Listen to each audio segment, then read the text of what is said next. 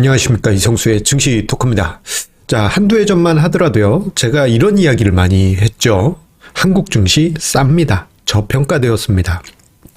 이런 이야기를 많이 드렸습니다. 특히 2020년 코로나 사태 때, 그때 증시가 확 밀렸을 때는 극단적인 저평가 영역에 갔으니, 밸류에이션이 마치 트램펄린처럼 효과를 내면서 증시가 강하게 튈 수 있다. 그런 이야기도 드렸습니다. 자, 오랫동안 저의 증시 토크를 보아오신 분은 그때 당시 이야기 드렸던 트램펄린 효과 기억을 하실 것입니다.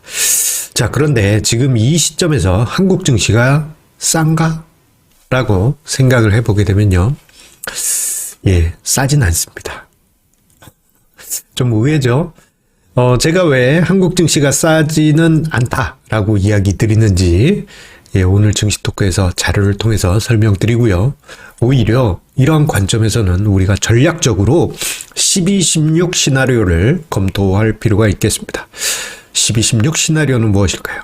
증시 토크 끝까지 경청해 주시기 바라겠습니다. 구독, 좋아요 버튼과 함께 시작하도록 하겠습니다. 자, 한국 증시가 저평가되지 않았다라고 이야기 드리는 것은 작년에도 여러 차례 이야기 드렸어요. 약간 싼 축은 맞긴 한데, 그렇다고 해서 비싼 것도 아니고, 그렇다고 해서 극단적인 저평가도 아니고, 계력 같다라는 그러한 설명을 작년 증시 토크에서는 자주 언급드렸고, 재작년에는 한국 증시 정말 쌉니다. 이런 이야기 자주 드렸어요. 2019년에도 2018년에도 그때 당시 한국 증시 저평가되었다는 부분을 자주 언급드렸어요. 그런데 2022년 현재 한국 증시는요, LG 에너지 솔루션 상장 이후 이제 싸지는 않은, 비싼가요? 비싼 거는 아니지만 정말 싼가요? 물어봤을 땐 싸지는 않아요. 요 정도 수준으로 주식 시장이 조금은 밸류에이션 레벨이 높아지게 됐습니다. 자, 지금 화면상에 제가 작년, 재작년에는 한 달에도 몇 번씩 꺼내 놓은 자료, PBR 밴드 추이를 종합주가지수와 같이 표시했는데요. 자, 이 자료를 보시게 되면요. 2018년, 19년 요때는 시장 PBR 밴드 하단부를 주가지수가 깨고 내려갈 정도로 정말 쌌어요.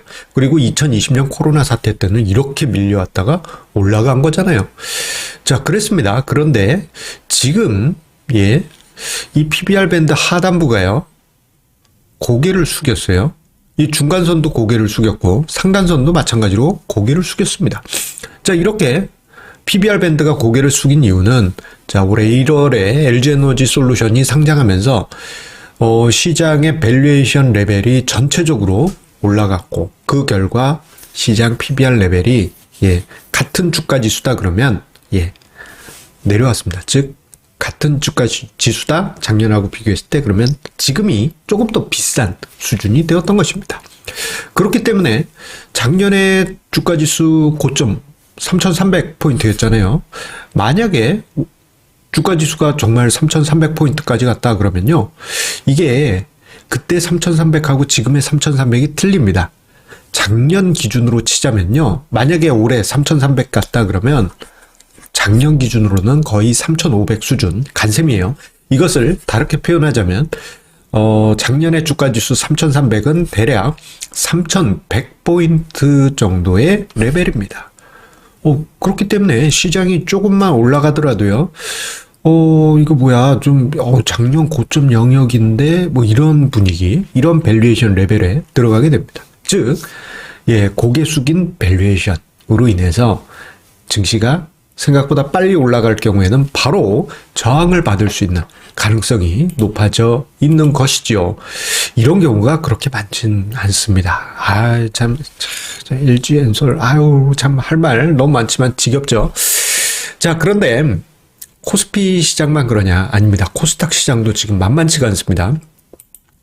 자, 코스닥 시장의 PBR 밴드 추이를 지금 준비해 놨는데요. 자, 보시게 되면 지금 까만색 선이 코스닥 지수예요.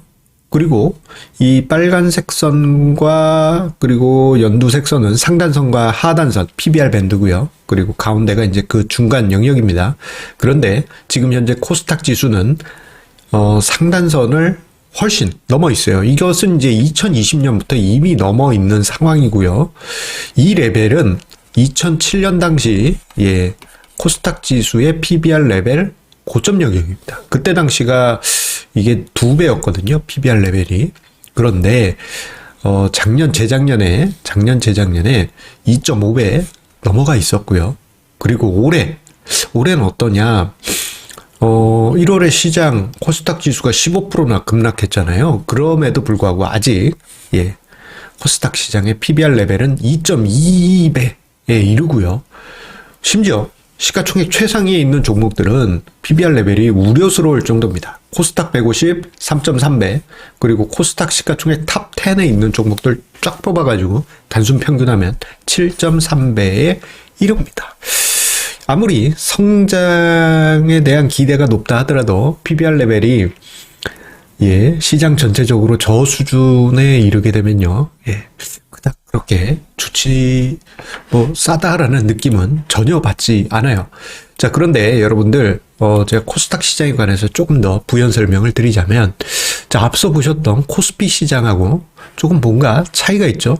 코스피 시장의 시장 PBR 밴드는 꾸준히 우상향했는데, 자, 지금 화면상에 코스닥 시장의 PBR 밴드는 제자리 걸음입니다. 제자리 걸음이에요. 이거 아주 중요한 의미가 있습니다. 얼핏 생각해보면, 코스닥 시장 이거 오른 거 아닙니까? 라고 생각하실 수 있는데요. 하지만, 우리나라 증시에서 코스닥 시장엔 정말 많은 종목들이, 무분별하게 상장을 하면서 코스닥 시장의 지수를 발목을 잡았어요. 그러다 보니, 요 이제 PBR 밴드가 제자리 걸음만 한 것입니다. 그래도 오른 거 아닙니까? 라고 생각하실 수 있지만, 자, 요 자료 한번 보십시오. 코스닥의 최고점은 거의 2,900입니다. 2000년 초에 2,900 가까이 이르렀죠. 그때 비하면 지금 1000 됐네 맞네 작년에 그랬는데 아직도 거의 3분의 1 수준에 불과합니다. 그게 다 무분별한 상장 때문에 시장 밸류에이션이 지금 코스피에서 LG 엔솔로 인해서 만들어진 것처럼 그러한 나쁜 영향이 반복이 됐다 보니까 이렇게 시장 PBR 밴드가 옆걸음을 걸었던 것입니다. 즉 코스피든 코스닥이든 지금 지수는 재미없어요. 자, 그렇다면 이거 시장 이거 답 없나? 주식시장 어떻게 해야 되지? 걱정하실 수 있습니다. 이 점에 대해서 저는 12-16 시나리오를 꺼내시라고 이야기 드리고 싶어요. 12-16 시나리오라는 것은 거창한 게 아닙니다. 2012년과 2016년 증시 시나리오를 꺼내라고 하시는 것입니다.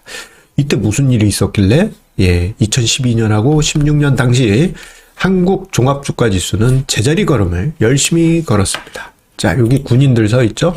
자, 앞으로 해봐야 코스피 시장은 제자리 걸음하다가 올라가지 못하고, 자, 스몰캡 지수, 코스피 소형업종 지수는 이렇게 올라왔어요. 자, 이것은 아주 중요한 의미가 있습니다. 자, 2012년부터 해서 16년, 엄밀하게는 2011년부터 해서 2017년 초까지 만 7년 동안, 거의 횟수로 7년 동안 주가 지수는 제자리 걸음으로 자, 학창 시절에 교련 배우신 분들, 또는 군대에서 제식훈련 하신 분들 기억나실 것입니다. 하루 종일 제자리 걸음으로 얼마나 재미없습니까? 재미없는 흐름 있었는데 이에 반해서 개별 종목 장세에서는 흥미로운 흐름이 이렇게 나타났어요.